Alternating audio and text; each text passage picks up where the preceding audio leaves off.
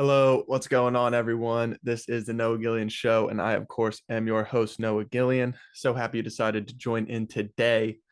Joining me on the show today, long time contributor to the show and the assistant coach of Seton Hill men's basketball team, Connor Lav. What's going on, bro? Feeling Welcome good. back. Feeling good. Good vibes right now. Yeah, vibes are at an all-time high, and we're going to keep them rolling. But it is going to be the 31st of January when this episode goes live. And on the episode, we are going to talk about the Eagles taking down the San Francisco 49ers in the NFC Championship game. And then also talk a little bit about the Chiefs and Bengals from Conference Championship weekend, kind of wrap up our thoughts on the NFL season for the most part. Talk about a few other NFL news things and also some NBA, of course. Before we get into the show, please hit that subscribe button if you're joining us on YouTube. Also, if you're listening on Apple Podcast, Spotify, definitely hit the 5-star review. Would really help the podcast grow. Also, if you want to follow us on social media, check our descriptions in the box right here. If you're watching on YouTube, check our description or the description below for myself and Connor's handles. But without further ado, let's just get right into it, Con. So your Philadelphia Eagles are currently NFC champions. Are going to be representing the NFC conference in the Super Bowl. First of all, let me just get your unfiltered reaction to the news. Last time since 2017 that we've been in the bowl. We're back, dude. We're We're back. we're back. Yeah. I mean, we had a great team on paper all year. We were the best team in football pretty much the entire season. Obviously, when Jalen went down, we stumbled a little bit, and we definitely weren't looking like we were playing our best football heading into the playoffs. So I'd be lying if I said I was super confident. I mean, even on the show, you were like, "We're going to coast to the NFC Championship," and I was like, "I don't know."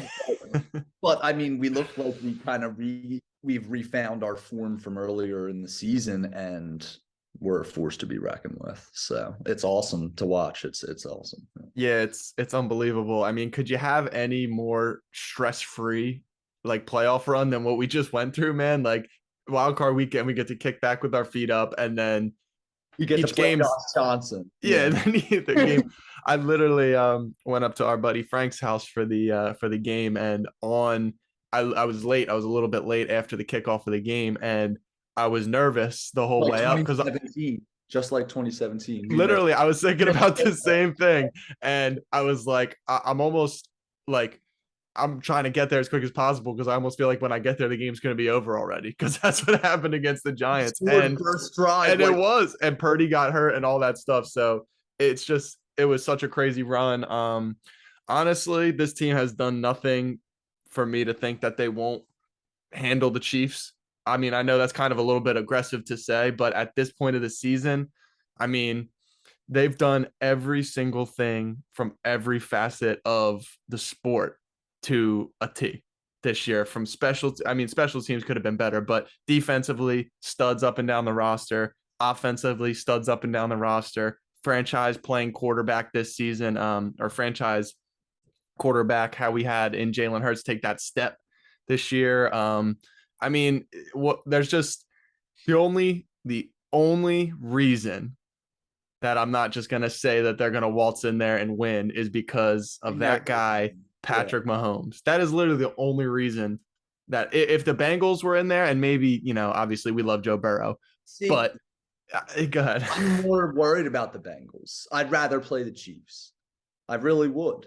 I really would. I don't know, dude. Patty Mahomes is They just don't have the weapons that the Bengals have. they have Mahomes. He's the weapon. I We'll know get, what you're we'll saying. get to him. We'll get to him. I totally get what you're saying, but dude, we'll get into the Chiefs Bengals game in a little bit. But just from a standpoint of the film that the Birds put on tape, I mean, Hasson Reddick. Can we just talk about he was my yeah. number 2 point on the list I have here, but I just had to jump him to number one. Can we just talk about Hasson Reddick You being want to say? being Yeah. a stud? I There's mean, nothing to say. Howie Roseman has made a living off of free agent acquisitions. You go back, Brandon Brooks, all pro left guard or right guard, Alshon Jeffrey caught a touchdown in the Super Bowl. I'm even forget Yeah. Malcolm Jenkins, stud. You're just talking about all these different guys who have came in. Torrey Smith was a free agent signing. I know he's a little guy, a mid-level signing, but was huge in the Super Bowl, was making ginormous catches. So it seems like everything he's done, but nothing to this level. I mean, this guy is a legit game wrecker. I got here 19 and a half sacks in 19 games this year, 2 forced fumbles in the playoffs so far. It is just, it's unreal. And like you said, we can get to Mahomes, or, you get to these quarterbacks and you feel like you can change the game, but he's done that with Hasson Reddick, and it's really unlocked the rest of the defensive line. Shout out to Howie Roseman. Yeah. Because after that Jalen Reagor pick, like there were some yeah, a lot of people were not happy, me included. I mean, and rightfully so. Like I still can't believe you didn't take Justin Jefferson. But then you look in the following, whatever it's been, 2-3 years, drafts Devonta Smith, signs Hasson Reddick, trades for AJ Brown, signs CGJ, and he's it's okay, this guy's he's all right. Yeah. Well, I think it's a good conversation to have about how obviously we have so much time to the Super Bowl. It's like he's done so much good, but he's also been here for so long that he's bound to miss on stuff. We talk about it all the time with the draft. Every GM misses. And I love how he's been steadfast to his beliefs in terms of what he thinks wins. Obviously, the line of scrimmage, offensive, defensive line has always been great. And then understanding when you're wrong. I think obviously they picked Jalen Reagor out of the Pac-12. They picked for fit in Doug Peterson's offense, a dynamic guy. They were like, oh, we don't need a slot receiver, a la Justin Jefferson. Obviously, we know that's BS now, but you were drafting for fit. And then at some point, you're like, you know what? Listen, I'm going to trade up and I'm going to draft the Heisman Trophy winner because he's that good in Devontae Smith. I'm going to trade up to make sure the Giants don't get him in division. And then I'm going to go out and we'll trade the 16th pick for AJ Brown and a third rounder. So you're understanding, yeah, we might not be developing these wideouts so good anymore. Well, let me trade up for an elite asset. And then let me just move off an asset for a proven commodity. And then also, I mean, say what you will, but the Jalen Hurts pick at the time, we killed him. I killed him. I absolutely ripped Howie Roseman apart for that pick in the sense of the philosophy behind it. Like, you just signed your quarterback, ball. We don't have to get into that whole argument, but credit where credit's due. I mean, the whole lineup is just built up and down. And then also the one other point that led me to the whole thing, the 2018 draft class. I mean, you're talking about 4 starters on second contracts: Avonte Maddox, Josh Sweat, who had double-digit sacks this year, Jordan Mailata in the 7th round, your starting left tackle, and then I'm blank, Dallas Goedert in the 2nd round. You're talking about a home run type of draft. Yeah, he goes out and he drafts Landon Dickerson. He drafts who's the backup center? Jurgens, yep, in the 2nd round. It's something to behold, and we're in good hands, let's just say, in the city of Philadelphia between David Dombrowski, Daryl Morey, and Howie Roseman. That's for sure. God only hopes that Comcast will come to their senses and fire Chuck Fletcher as the Flyers GM, and we can move on from there. But yeah, other notes I had on here, we can touch back on it. The Eagles O-line. I mean, what else can you say? You said it already. We win the game in the trenches. Mm-hmm. And that's how we won in 2017, and that's why we're going to win again this year. Mm-hmm. We're the best team in the league in the trenches. That's all there is to say about it. And the game is won at that line of scrimmage. Like, whatever team is dominating that line, is that first few yards off the ball, that team's going to probably fare pretty well, and we dominate the line of scrimmage. So. Oh yeah, they often say the 2 most important things are protecting your quarterback and getting to the other quarterback. So when you can do both of those things, I mean, it's a testament to Howie, and then also Jeff Stoutland. Shout out Jeff Stoutland, offensive line coach, run game coordinator, and then just the players. I mean, Lane Johnson playing through a torn abdomen, I'm pretty sure, or adductor, whatever kind of muscle he's got in there. He said he tore it even more in the Giants game, and he's still out there shutting down Nick Bosa, making him look like a high schooler. Nick Bosa got nothing accomplished tonight. It was just cardio for him and a lot of laying on his back, getting pinned by Jordan Mailata. Looked like a high schooler. Yeah. It was unbelievable, and that was what the Niners presented. That was the problem all year. We're talking about they match up the best with the Eagles, the physical aspect of the team, the coaching, the scheme, the players. And they just absolutely got manhandled. The defensive line, I mean, it's Yeah, Brock Purdy got hurt, whatever, and the Eagles ended up just blowing them. They had Josh Johnson in there. Yeah, like you feel Hurt bad. because we got to him. That's Exactly. You feel bad for the Niners because they're on their four-string quarterback, but at the end of the day, that's not really an excuse. Everyone's saying you have the best roster in football or you have the best team in football. So and we don't get stripped it in. yeah, Yeah. don't get pushed 5 yards back off the ball. Your quarterback's not doing that. Awesome. So I guess the last little point I have down here for the Eagles, tied for the second most Super Bowl appearances since 2000, I believe, with 3. This is our third Super Bowl appearance since 2000, so we're tied for second in the entire NFL. Oh, we have the most NFC championship appearances in the last like 15 since 2000, I think. Yep, Maybe. since 2000, I believe we have 7 NFC championships, and which has been the most in the NFC conference. So, I mean, just sustained success. Shout out Jeffrey Lurie. And yeah, it was pretty. What other takeaways did you have from this game? Whether it be the defense or anything offensively you saw? No real receiving work. Nothing through the air really to mention. So what else did kind of jumped out to you? I mean, Miles was good. Obviously, he's been just pretty much the model of consistency all season long, which is what we need him to be, and he's been that. I love how we don't spend a lot of money at the running back position. This just proves again that we probably shouldn't re-sign him next year, but Yeah. I love him right now, and hopefully he has another good. I wouldn't be surprised if he has another great game against the Chiefs. Yeah, I think they're gonna dominate. They have worked on their run defense. I know, just kind of preview the Chiefs a little bit. They have worked on their run defense a little bit to make it a little bit harder to keep the ball away from Mahomes, but in turn, they've sacrificed a little bit on the back end. So whereas the run game has dominated most of this year, I might almost see a big game in store for AJ Brown and Devontae Smith come to play the Super Bowl, because I think that's where the holes are going to open up. But we will have plenty of time to get into the Super Bowl preview. This is more of a celebration of a phenomenal year. Also, just disrespectful as hell that Nick Sirianni isn't a Coach of the Year contender. Just flat out disrespectful by the NFL. What's the agenda against Philadelphia athletes when it comes to major awards or Philadelphia team? It makes no sense outside of Bryce Harper in 2019. We haven't had or 2021. I don't know what's going on. Wish I could tell you. Wish I could tell you. But other than that, congratulations, obviously, again to the Eagles going to the Super Bowl. February 12th at 6:00, their kickoff in Arizona. So definitely make sure to get your plans ready. The Chiefs also took down the Bengals, obviously, as you guys know.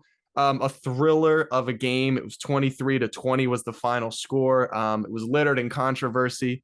A lot of people were absolutely going nuts about the referees in the game. And, I guess this is a conversation like we could just have in general, regardless of the game. It's like Jason Kelsey said it perfectly. Like, if you got to blame the referee for something that happened in the game, like they're not playing the game. Like at a certain point, they might be able to blow a caller here and there, but like complaining about the refs, and I've fallen victim to this too, but like complaining about the refs like consistently, where you say like you almost lost the game because of it, very rarely stands on its own. That argument very rarely stands on its own, because what about the other 59 minutes that you played that nothing happened there? So I always find that like an interesting kind of like argument, and I'd wonder what you think about that too, kind of like how like complaining about the referees to the point where you're so blind about what happened during the rest of the game. It No, doesn't make sense. I completely agree. No, I mean, obviously, referees are going to make bad calls in every sport, and they can affect the game. There's no denying that. But like you said, the rest of the game is, you could have done anything else. The rest of the game, you still can after. So, yeah, I mean. Yeah, even in the Lakers Celtics game on Saturday, I don't know if you caught the end of that. I saw that. That was LeBron's just funny. Yeah. He's just Dude, the tantrum from Braun was absolutely hilarious.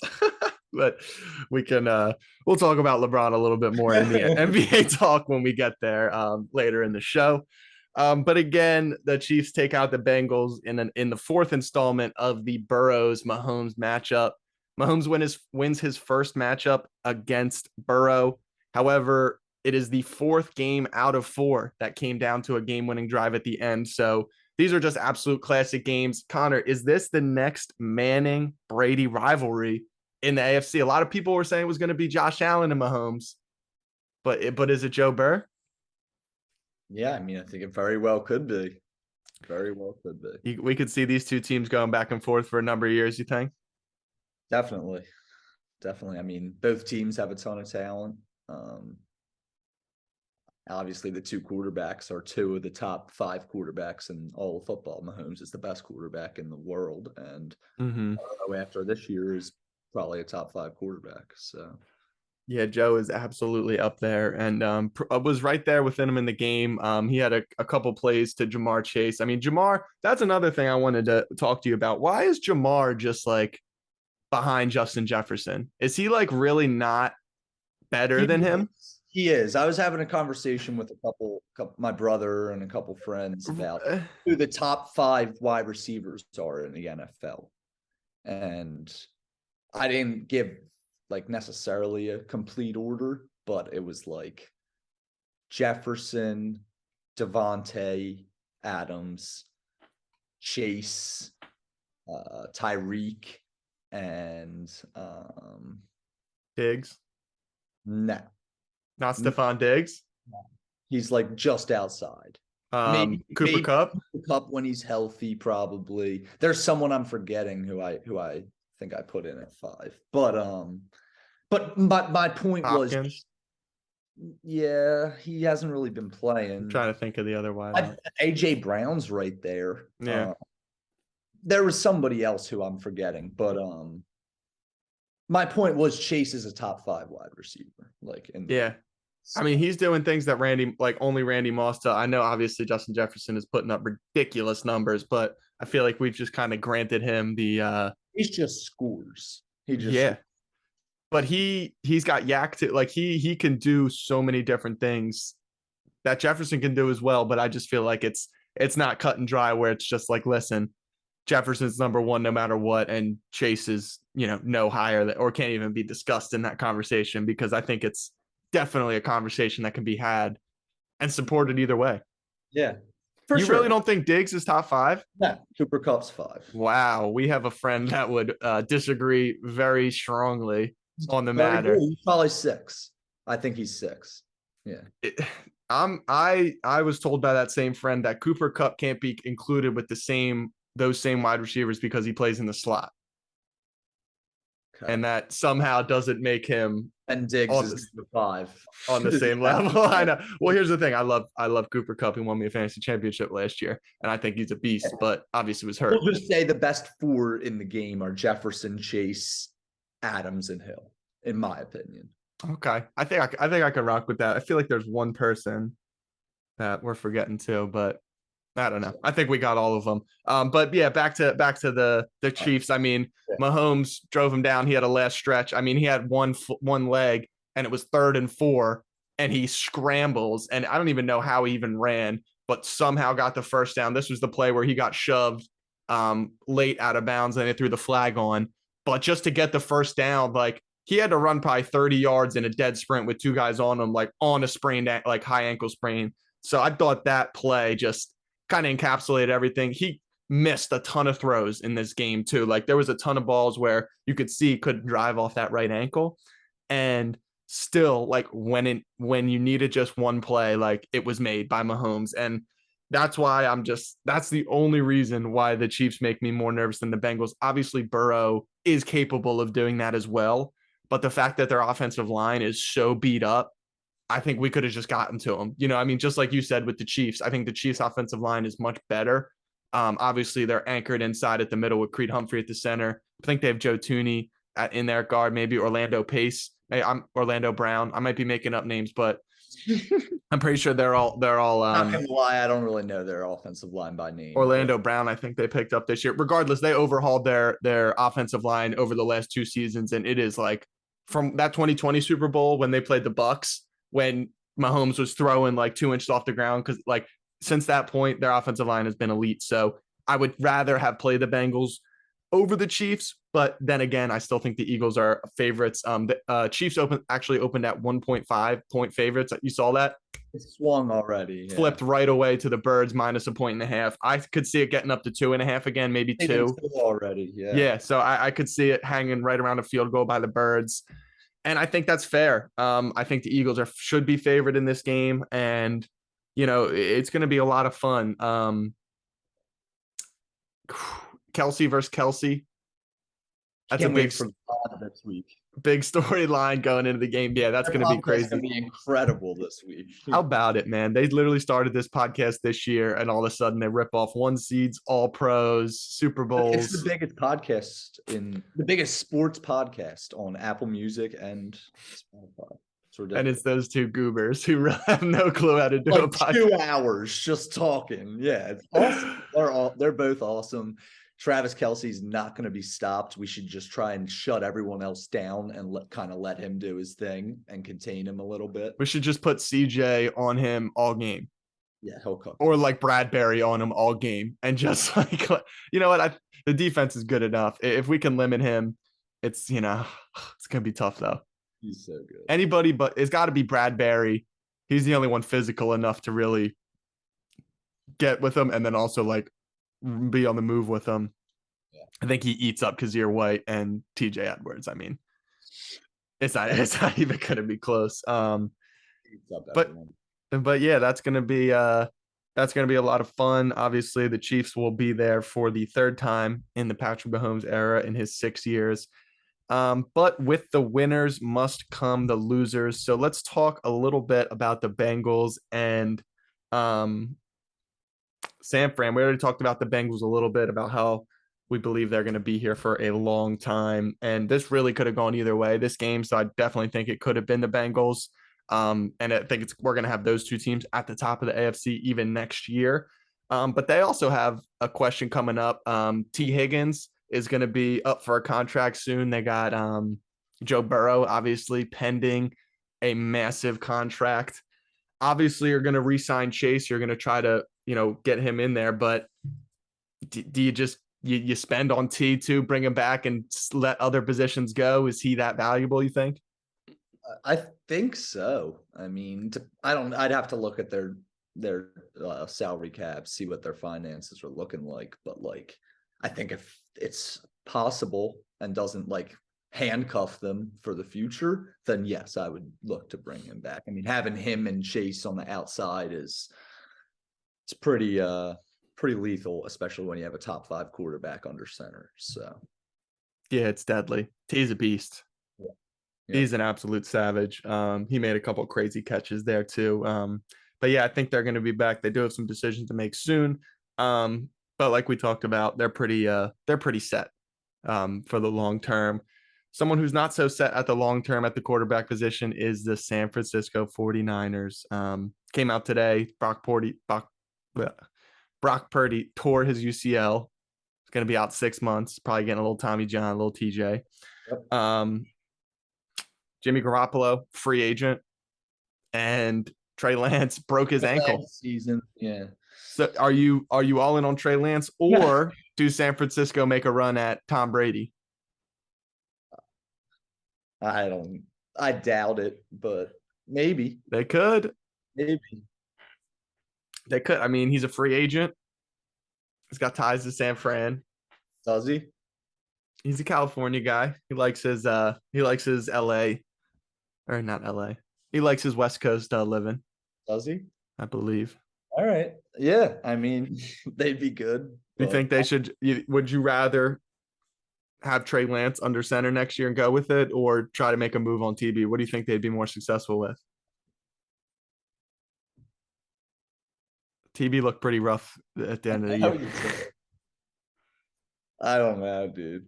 All I have to say when you ask me, or all I can think about when you ask me this question is, I'm so glad we have Jalen Hurts, and I'm worried about the Super Bowl. I'm not worried about who our quarterback's going to be next year. Like, I'm so glad that I don't have to worry about who our quarterback is. That is not a fun place to be, as we know well and good. Couple other little NFL news. We'll talk about this big one real quick. The salary cap is going to be jumping up 16 mil next year, which is yeah. a lot of room. Eagles were already close to the salary cap as it is. They had a little bit of room, but they got a lot of players to re-sign next year. Kelsey's a free agent. He might come back. We'll see what happens there. Obviously, Miles is a free agent. I think Sayamalu's a free agent as well. Bradbury, Gardner Johnson. I believe TJ Edwards is a free agent too. You're talking about Brandon Graham, Fletcher Cox. You're talking about this is a summer that's going to have a lot of turnover on the roster. Obviously, there's still one big game to go, and if they win, it doesn't matter at all. But 16, that's a big sum. I guess it's kind of tough to take in context. But is that a big deal, or do you think it is just kind of whatever, and it's not going to change the decision making too much? It definitely helps a little bit. I'm sure it probably shifts a few things, changes a few ideas and how they think they're going to go about it. I obviously don't know exactly how, but I mean, you would think it allows us to get another player or two, or I don't know. Yeah. Pay up a little bit more for somebody. I don't know. Whatever it is, I'm sure Howie's been crunching numbers for the last, since Christmas, he's been crunching. He knew for the last year that the salary cap was going to jump. He's already got all these deals lined up. He knows exactly what he wants to do. So hopefully he can start to rebuild and kind of keep us as a top tier contender. Yeah, the Bradbury deal was a $10 million contract over 1 year. So if you're talking about, having that kind of money in the cut for certain deals like that, I think that's a good, it's always a good thing. It's always a good thing to have that little extra spending money. But yeah, not too crazy of a NFL news weekend other than obviously the big games. And we'll get into some more NFL as the Super Bowl builds up. We got 2 weeks to go. Obviously the Pro Bowl coming up this weekend, or flag football, and then the Super Bowl in 2 weekends. So we'll have more of our breakdowns and official stuff more later. But let's move away from the NFL now and into the NBA, and talk a little Joel Embiid, Con, because on Saturday he almost was going at the national media all in the form of Nikola Jokic on the court in a 47 point, 18 rebound dominance of the Denver Nuggets and Nikola Jokic. Talk about that performance. What do you think he finally gained the respect of the national media right there, or no? Yeah, I didn't get to watch it. Unfortunately, we had a game of our own, so we were on the road. Wow. They started at 3, right? Right at 3. We started at 3 as well, so I didn't get to watch. I trust you've seen it though. I've seen enough. Yeah, I've seen enough to know what happened. But yeah, I mean, look, they're both great players. All right, they really are. Jokic unquestionably can do things offensively that Joel cannot. Right. Joel can do some things on offense that Jokic can't too, but Jokic has a bag on offense. There's no denying it. The gap between their offense and how much better Embiid is than him on defense makes Embiid the better player. He's just better. He is. I don't care that Jokic has won 2 MVPs. Joel Embiid's better. I don't care that Jokic went to the conference finals when Jamal Murray caught fucking lightning in a bottle. Excuse my language. I'm sorry. But he went to the conference final. What was it? It was in the bubble. Yeah, it was the bubble. He went to the conference finals in the bubble when his second scoring option. No. Yeah, it was. My fault. He averaged 40 points a game, and they beat a choking Clippers team. Okay. Paul George was hitting the side of the backboard. All right. And they made the conference finals. Otherwise, they haven't done anything more than Joel Embiid. So all these Nuggets fans, their whole thing is Joel can't win in the playoffs, blah, blah, blah. Jokic can't win in the playoffs either. I saw some playoff stats the other day. Jokic in his career is a minus in the playoff minutes. Joel Embiid in his playoff minutes is plus 100 something. I did see that. And both their records are 500. So you can't come talking that Jokic is better because he made a conference finals. If that's your argument, you have no argument. And I'm always going to fall back on the gap on offense, even if you I can see a world where someone thinks Jokic is better offensively, but the gap on defense is just so much bigger. And Zach Lowe, who is one of the most respected media people in the NBA, my brother loves him. I mean, obviously he's a smart dude, but like he's justifying and Jokic voting for Jokic for MVP last year because of his advanced defensive numbers. And he's like, he's really not that bad on defense. And it's like, Zach, like you're just reaching. Like you're If just you have to say you're that, like overthinking it. You're overthinking it. It's not, sometimes it's not that deep. It's yeah. just not. Like he's just so much better on defense and he's pretty close to him on offense. And that's my piece. I ranted, but he's just a better player than him. So Yeah, I mean, you can argue, obviously, even on offense, he's better. I mean, that stretch in the fourth quarter where it was pretty much just like one-on-one, like at times in the NBA, like that's what it comes down to.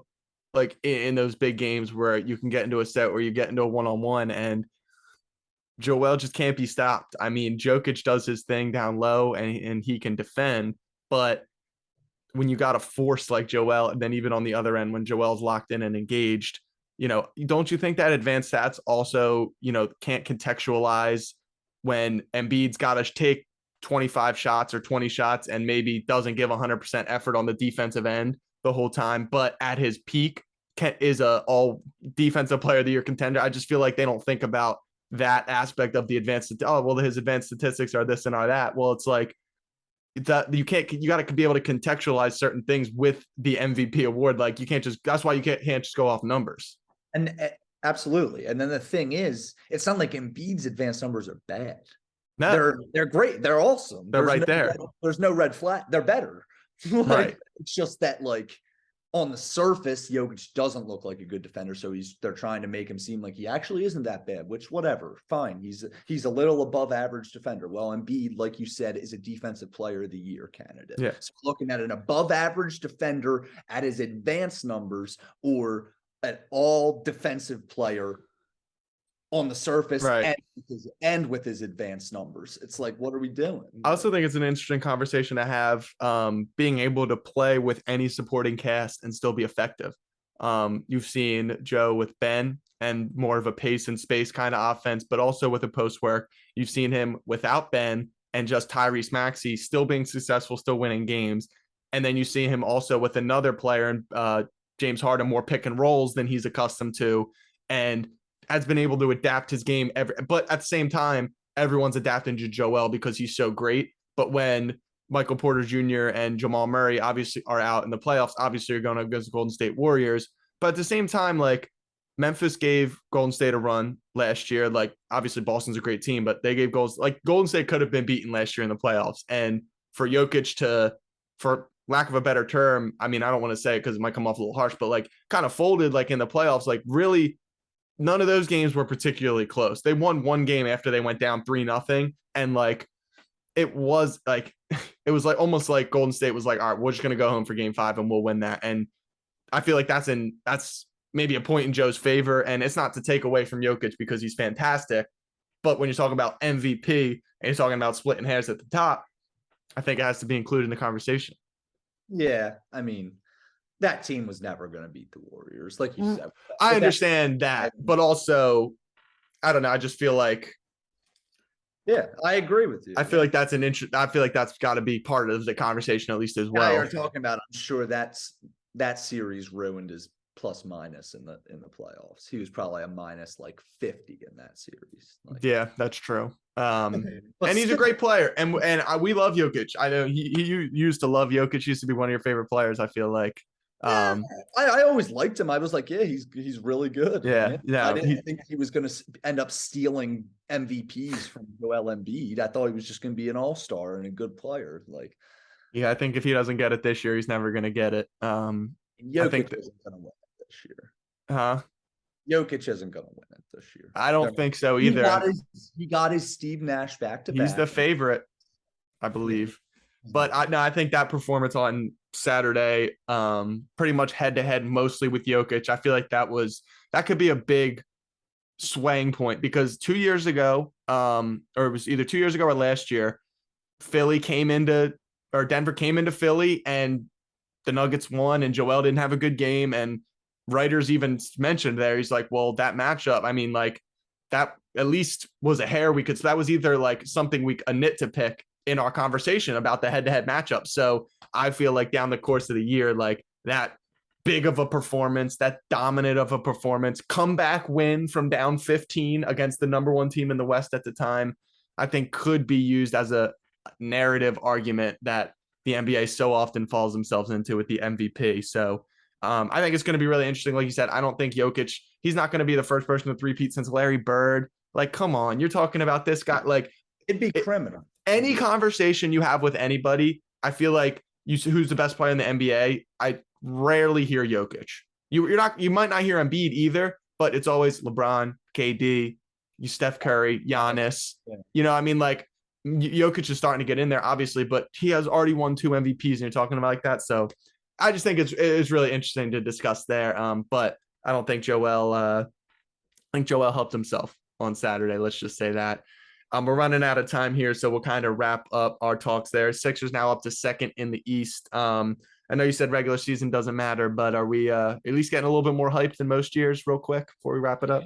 20-4 in our last 24. Yeah, we look great. Like I said, the more home court we can secure and the better basketball we can be playing headed into the playoffs is all I'm really concerned with. So looks like we're trending in that direction, and adding Melton and Tucker were pretty big.